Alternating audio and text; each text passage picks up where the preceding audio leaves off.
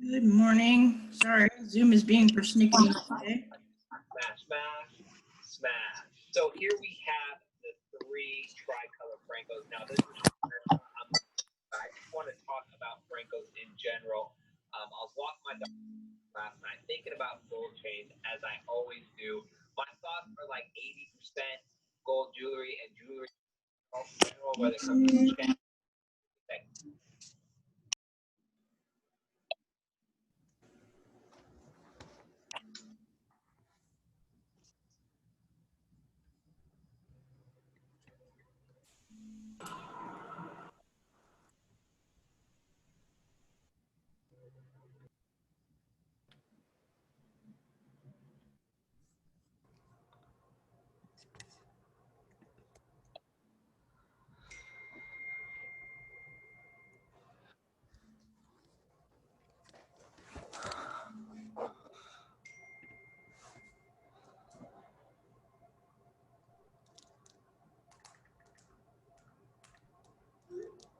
Okay.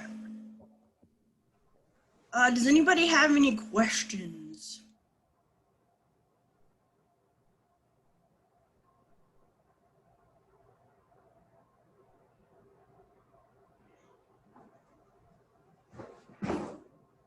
Just a reminder, the answers to the questions after shitty first drafts are due tonight by midnight.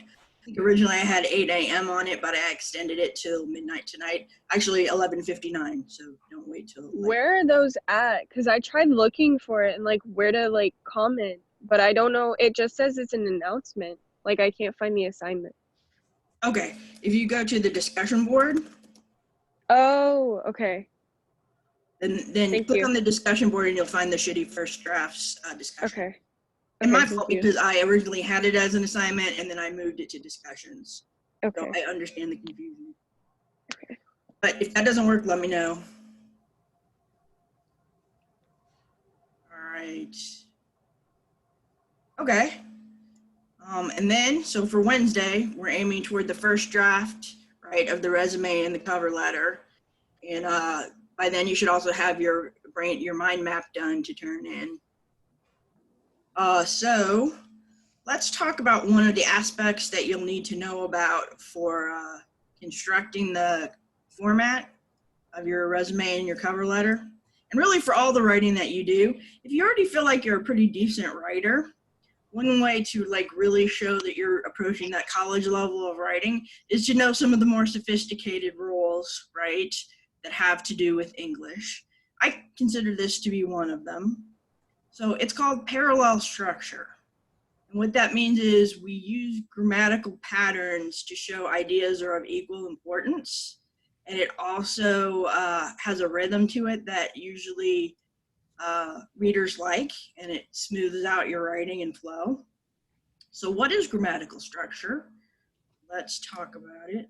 Make sure everybody's in here.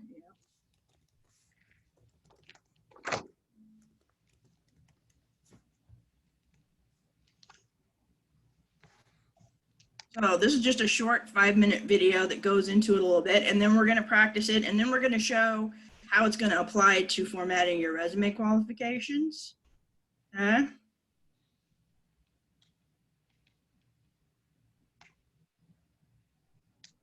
grammarians. Hello, Rosie. Hello, Paige. Hi, David. Hi, David. Today, all three of us are going to be talking about parallel structure. And I've always had trouble spelling the word parallel, but Rosie pointed out something just before we started recording that is blowing my mind. Rosie, how do you spell parallel? Well, it's fun because the two L's that are together in the word are together in the middle of the word. Look at that, they're parallel. That's all. That's amazing. Parallel structure is less a consideration of grammar. It's really more about style. Right? Parallel structure basically means that when you're making some kind of list in a sentence, if you're using a series of verbs or if you're using a series of nouns, any series of words, they should all roughly line up with one another. So let's say I was in a room and I said, I love fishing, skiing, and rock climbing. Now, each one of these is a gerund, right? It's the ing form of the verb we're using it as a noun. And this sentence exhibits parallel structure. But, you know, sometimes you'll see a sentence that'll mess that up, right? So let's say you were editing someone's personal statement, an athlete's personal statement. They said, I love fishing, skiing, and to climb rocks. Now, there's nothing grammatically incorrect about this sentence. It makes sense. It is legal in the way that it is composed, but stylistically, it just doesn't harmonize. So this is not parallel, but this is. Some other things to look out for to make sure you're making a sentence parallel is if everything is active voice or passive voice, infinitive verbs versus other forms of verbs, like to eat versus eating, and a string of individual modifiers like adjectives versus larger phrases. Let's put that into action. Okay, so active versus passive voice. So an example, if we're not going to have parallel structure, would be something like the cake was baked, frosted, and I put sprinkles on it. So what we're saying here is that here is a passive thing that happened to the cake. The cake was baked. Here's another passive thing that happens to the cake. The cake was frosted by someone else, and then someone else comes in and Paige says, I put sprinkles on it. But if we're going to assume that sprinkled is now a verb, that means to be covered in sugary cake decorations, we would say the cake was baked, frosted, sprinkled. Or decorated with sprinkles, but I kind of like sprinkled. So that's active versus passive. We've already covered infinitive versus other verb forms, so that's, you know, skiing, well, that's to ski versus skiing, so this is what we call an infinitive form, and this is another form, it's called a gerund. So make sure to keep those separate in your lists. And then lists of individual terms versus longer phrases.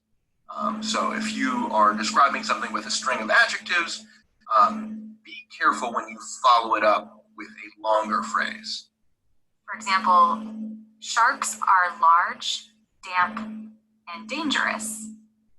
Those are all just short individual modifiers, as opposed to sharks are large, damp, and not to be trifled with. And look, again, I'm not saying this is not a grammatical sentence. It is. And sometimes you may want to break parallel structure in order to have some sort of particular effect. If you are trying to draw attention to this last element, then yeah, you might want to break parallel structure.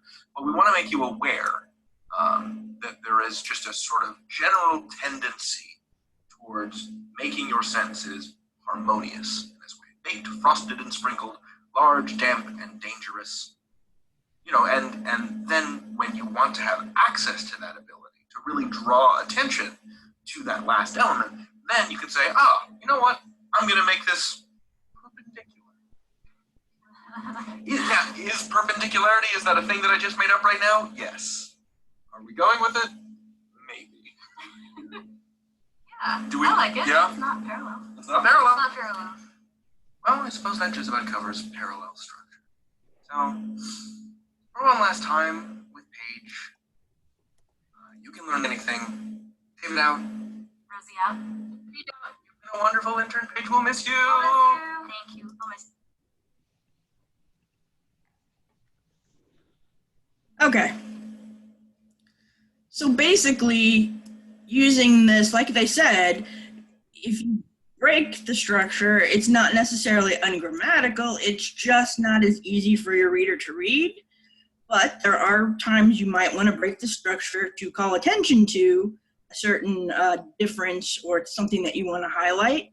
But overall, you want to stick to parallel structure unless there's a reason not to, because it makes it flow better when we're reading your writing. Okay, so let's look at some examples. Okay, and when they're talking about infinitive phrases, they mean basically to and a verb. So to dance, to sing, to, you know, go crazy. That's an infinitive phrase. So if we look at this exercise, this is on the Khan Academy, okay?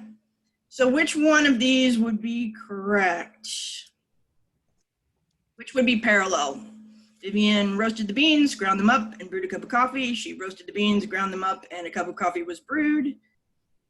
Vivian roasted the beans, having ground them up, and brewed a cup of coffee. A. A. I hear an A. I hear a B. Let's vote. Put it in the discussion board. Put your vote in there. We'll see what majority says. I have an A. I have a B. I have an A. A.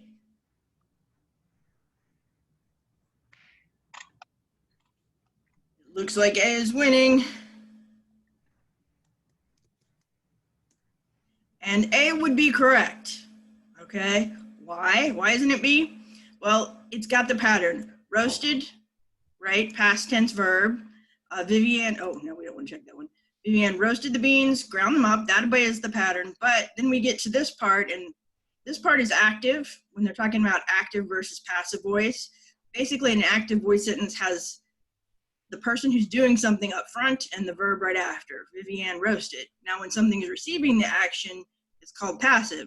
So a cup of coffee was brewed, and these are clues that it might be passive voice. Basically, the cup of coffee is receiving the action of being brewed, so they're mixing their active voice and the passive voice with this last one. Does that make sense? Yes. Thank you. Okay, so we will choose.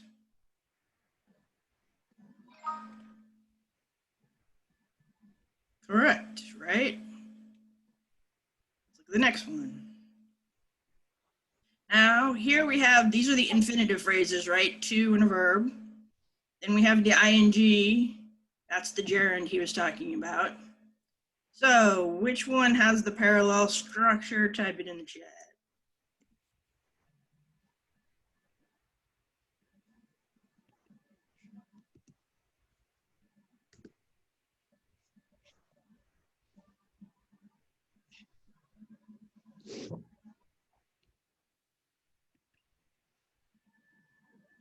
You guys are good, right? Because it's obeying the pattern and repeating the gerunds for all three of the verbs, right?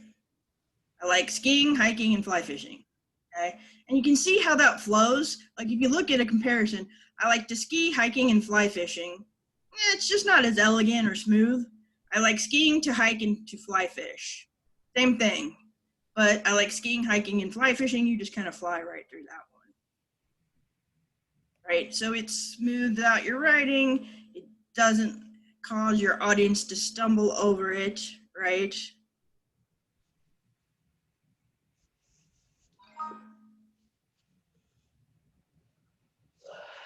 All right, type your answer in the chat.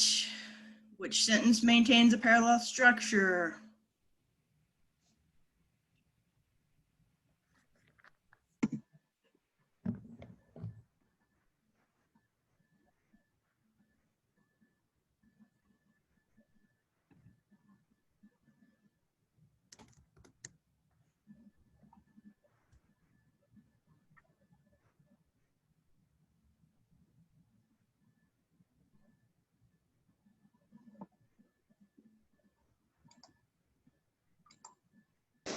Yes, it is C again. Why? Why is it C?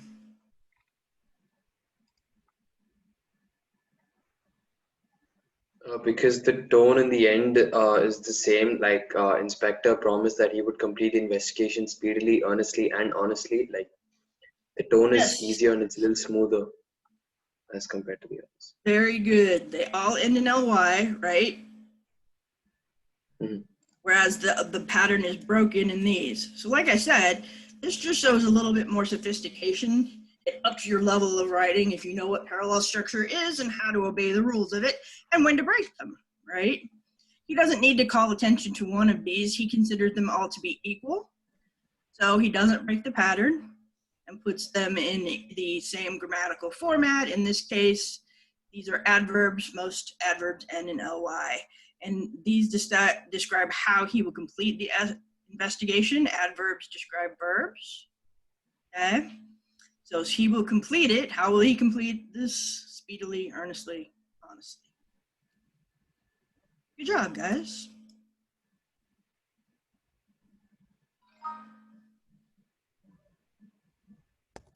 All right, same thing. Type your answer in the chat.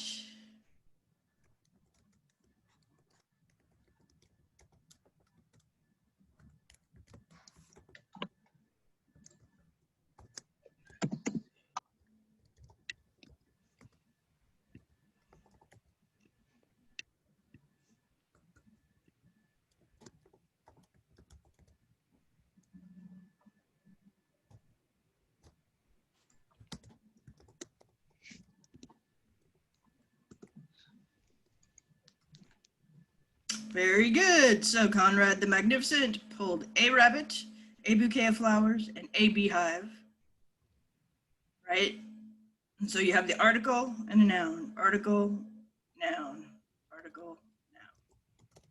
So what would we have to do to make a parallel? If we wanted to revise this and make it parallel, Conrad the Magnificent pulled a rabbit, produced a bouquet of flowers from nowhere, and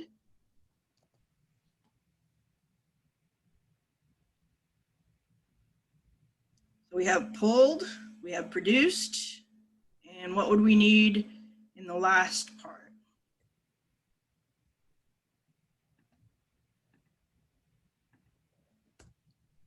Another ED word, right? We've used pulled, we've used produced. What else can we use to still use a different word to keep the variety up?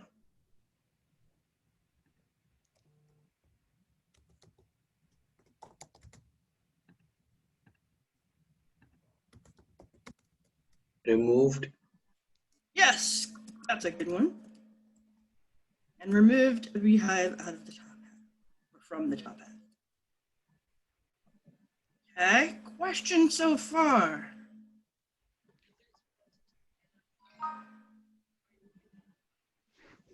Yes, ma'am. I had a question. Are these only applicable when multiple actions are placed into one sentence? Like, because all the examples we saw so far are only about honestly, earnestly. Like, I'm trying to say that, can it just happen in a sentence with only like one action or one verb? That is an excellent question. It usually happens with a series of adjectives, a series of actions. So let me show you. That's a good question. So let's look at some more examples. If I can find where I put that. Oh, here it is. So again, this is the Purdue OWL, which I highly recommend for checking if you're having trouble with a specific. If I pick on you for parallel structure, this is another good place besides Khan Academy. So this is just listing the verbs, right? But it can also list phrases, right? So we've also the adverbs, quickly, accurately, thoroughly, instead of in a detailed manner. But also with clauses. Is this answering your question, Honor? Yes, ma'am, it does. It is Honor, isn't it? I'm sorry, I can't see you guys right now. Yeah, I just muted. I mean, Is this what you're asking? It's generally only used when you have a list, but it's also used with two things. So either or, neither nor, if you're familiar with those constructions. I'll see if I can find some examples of that for you guys on Wednesday, so we'll get a little more sophisticated with it. Here they're using mostly examples that have at least three, but it can also be parallel with just two things. So I'll find you guys some examples. I don't think they have any on this one. No. I'll find you guys some. But basically, I'm trying to think if I can produce one quickly.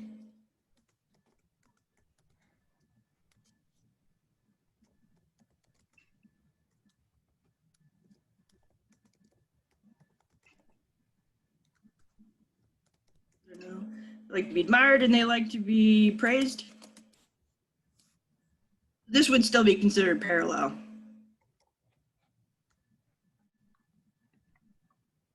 Yeah. Am I getting at kind of your question? Yes, ma'am, it is.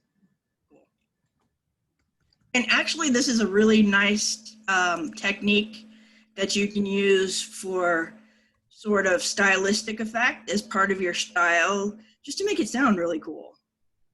Parallel structure is used in a lot of things like speeches, like Churchill has some famous speeches like, "We will meet them in the fields, we will meet them," and I'm terribly butchering Churchill here because I don't remember the exact, but you know, he's like, "We will meet them here, we will meet them," and they're like for emphasis. You know, they can be very powerfully used in your writing and in your essays to just bring it up a level to a more sort of, you know, emphatic and memorable sort of, you know, a lot of speeches that are memorable have great parallel structure and make good use of it, and that helps make them memorable. All right, any questions, other questions? That was a good question. Anybody else?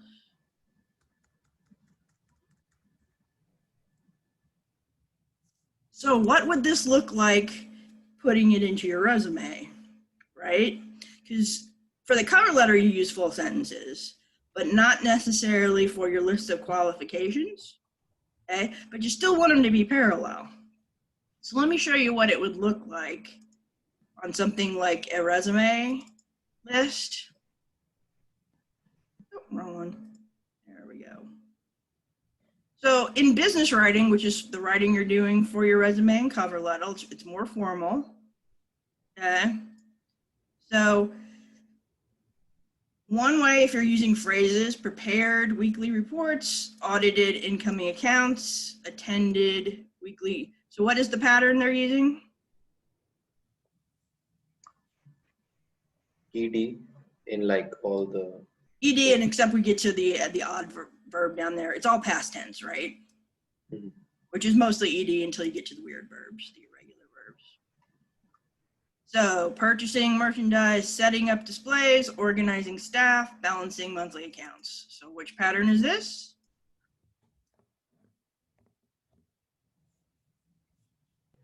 ING. Yep, also known as gerund. So in the letter, for your cover letter, my personal characteristics, my experience, and my degree. So they are using my, right? And the description, my experience, and the noun, my degree, make me a perfect candidate for the job. So this is what it would look like if you're using it in the cover letter when you're listing multiple things. Okay. The sales associate was required to greet his clients quickly, warmly, and formally. I had a question. Sure. So, is the like mind map cluster thing, is that like the rough draft to our rough draft? It's a brainstorming exercise for your resume and cover letter. Okay. So like in the pre-writing, it's just one of those things that you can do that's on the same level as listing or asking the reporters questions. A mind map is another brainstorming exercise you can do before you start writing in the pre-writing stage to gather up information. Where do we write our like rough draft and then final draft? If you go to assignments on Blackboard, there's an assignment named First Draft, Resume and Cover Letter. Mm-hmm. And you can write, you can put both of them in one Word document. Maybe I missed your question. So Because you said like don't use Microsoft. I don't know if it was like don't use like the templates are sometimes not very good. So it's not that you can't use Microsoft Word. It's just you don't necessarily want to format it the way they format it. Oh, okay. For a resume. That is a good question.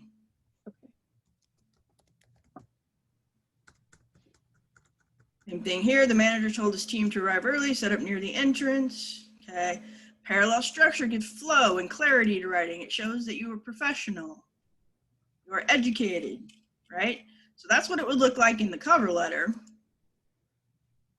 Okay. Now, if you are listing your qualifications or like what you did for a certain job, okay, then you don't want to break the pattern when you're listing. I prepared weekly field payroll, material purchasing, expediting, recording, OSHA. You see how the pattern does not follow. There's no ED. Okay? So if we revise it, like you may have started listing your duties, then you have to come up with an ED word that's going to introduce each of those things. Prepared weekly field payroll. Instead of material purchasing, handled material purchasing. Recorded OSHA documentation, processed orders, maintained hard copies. Everybody with me so far? That's what parallel structure looks like when you're not using it for full sentences, but when you're going to use it on your resume.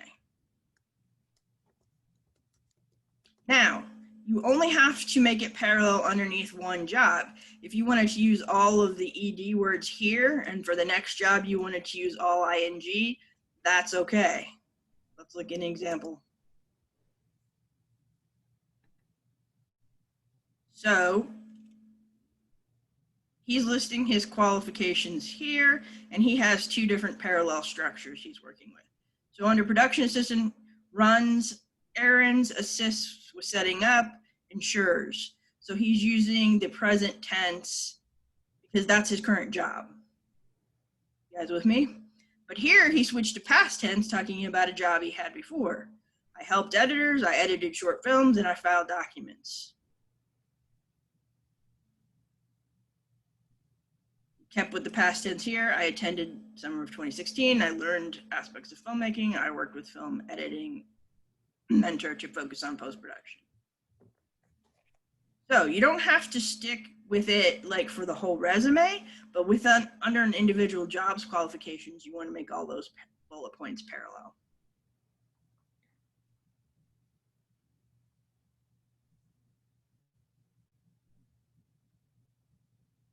All right, let's see what else we got.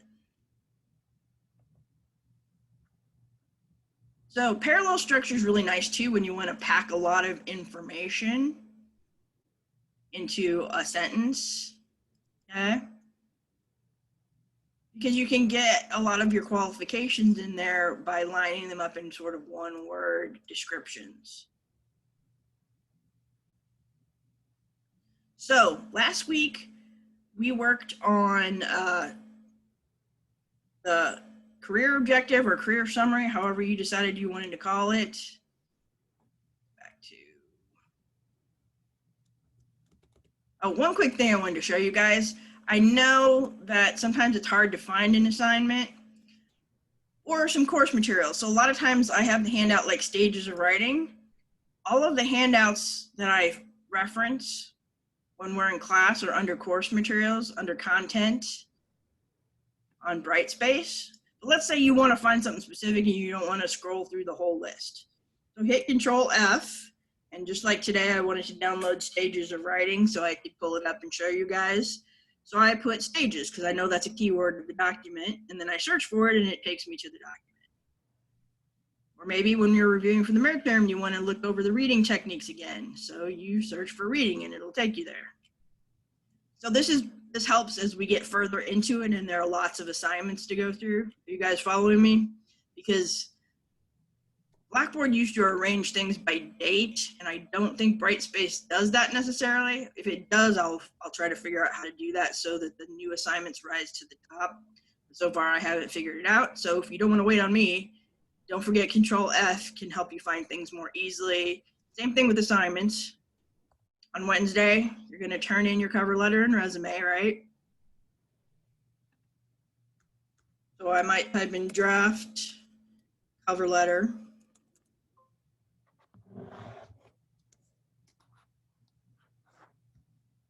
And you guys haven't seen all of these yet. And then resume and cover letter first draft. So it's going to highlight them so it'll make it a little easier to find. Okay. So let's work on an introductory paragraph.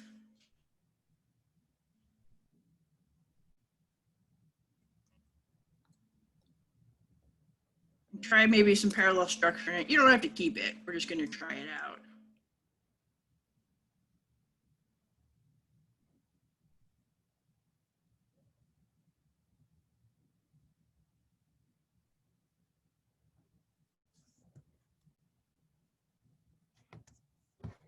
So after you have all your formatting stuff up here, the first sentence introduces you and states your name clearly. It lets the reader know which position you're applying for. Second sentence can mention one of your strengths or more. Then tells about your education. So this is just one template, okay, that has valuable information. So what I'd like you to do is do a shitty first draft of your first paragraph for the cover letter.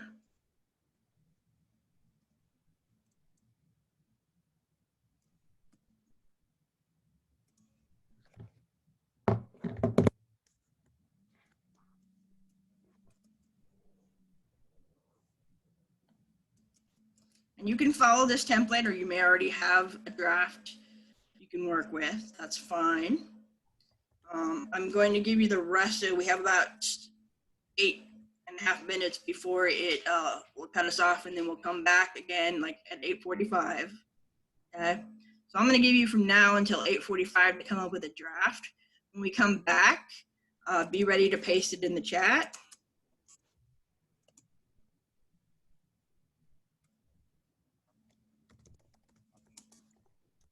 And then we will discuss them. You know, try out a parallel sentence that lists maybe 3 of your strengths.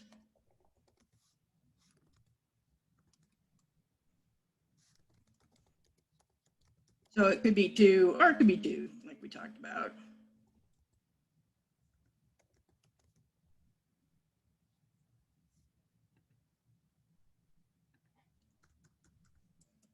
My best qualities include, or something like that. Organization.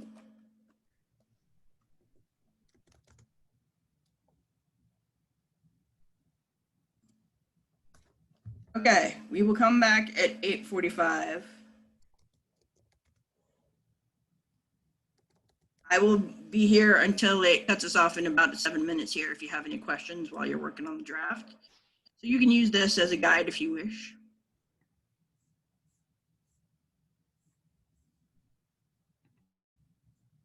What draft are we pasting? Of your first paragraph of the cover letter. Okay.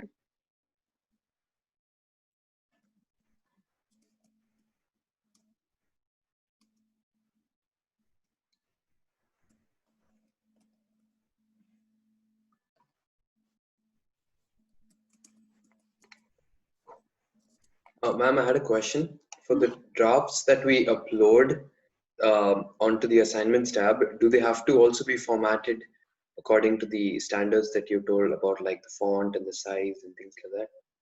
I would like Times New Roman 12 point. We're not getting into MLA yet. We're going to start talking about that next week. So in terms of that, it will be like a standard business letter, but that all the formatting is explained in the assignment.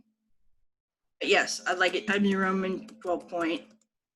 That's what we're using for the whole class. Okay. And ma'am, in the introductory paragraph, can we also mention about how we got in touch with the job posting? Like we can write as in, I reached out to you in response to the advertisement, or?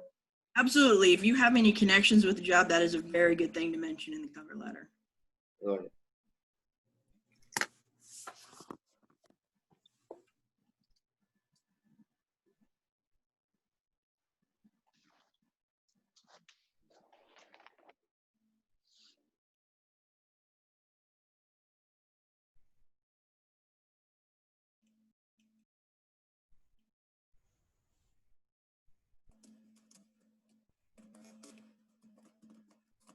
I'm so confused on like if it's like a job we've had or like one that we're studying in school to get. Well, you're listing qualifications that you have, but you're applying for a job you want. So not one that we've had. Right. You don't apply. You're going to tell me what jobs you've had in order to sell them on hiring you for this job. Okay.